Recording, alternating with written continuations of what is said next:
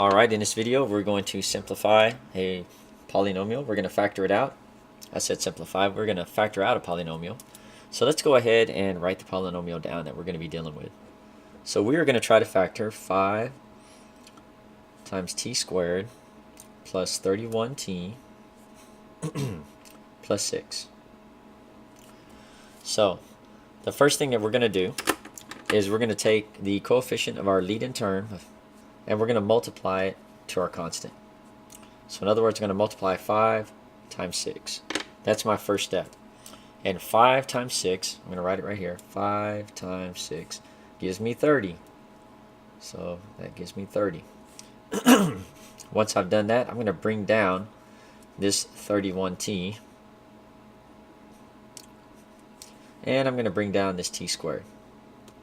Now I want you to notice at this point I'm leaving my coefficient out of the picture. We multiplied it to our constant and we changed it to 30, and then we went ahead and left it off when we brought down our t squared. So this first one, we're going to call that step 1. We'll call this one step 2. Now the next thing we need to do is we need to go ahead and look at our factors of 30. We're going to look at our factors of 30. So here's, I'm going to write 30 over here. Factors, and they are 1 and 30, 2 times 15, 3 times 10, and 4, rephrase that, 5 times 6.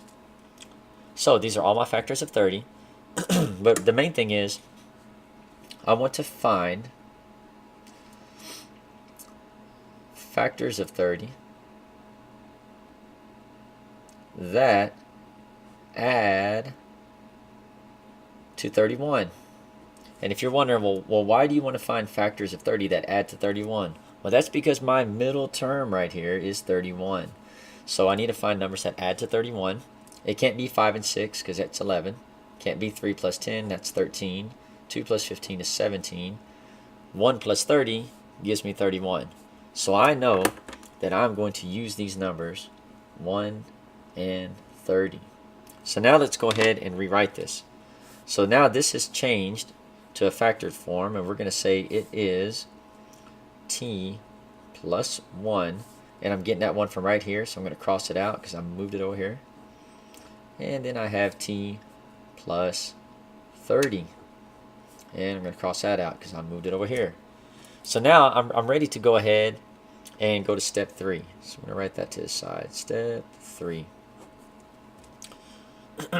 Step 3 is I'm going to now divide out this 5. So this 5 that we had up here, I'm going to take this 5 and I'm going to go down here and I'm going to divide it out of my 2 integers. So that's step 3, divide that out, and we'll say divide and simplify. Divide and simplify. Fractions. So let's simplify our fractions. If we simplify them, this is going to remain t plus 1 over 5. That can't be further simplified. The second one is t plus, and 5 will go into 36 times. 6. So now that we got this done, there's only one more step. We're going to call that step 4. And step 4 is we're going to take this denominator of 5 and move it before our variable. So that 5 is going to move before the t. It's going to become its coefficient. So let's go ahead and do that. So then we have 5 times t plus 1, because it gets rid of that 5. And then right here we have t plus 6. Now, if you're not certain that this is actually correct, you might be looking at this going, man, this looks like a lot of crazy things going on. I'm not sure that this really worked. We could go ahead and FOIL this real quick and see, does it come out to what we started with originally? 5t squared plus 31t plus 6. So let's go ahead and check that. So I'm going to go ahead and FOIL this just to check it. Now I'm telling you this is our answer. So let me put right there, that is the answer. but we're going to justify it. We're going to check our answer. So let me rewrite this, and I'm going to prove to you that this is correct by folding it quite quickly. So I have 5t times t, that gives me 5t squared. 5t times 6, that gives me plus 30t. 1 times t gives me plus 1t. And 1 times 6 gives me plus 6.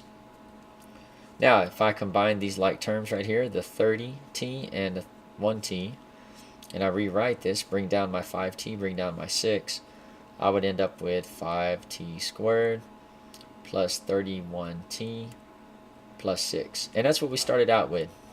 So we know that this was done correctly, and this method will work.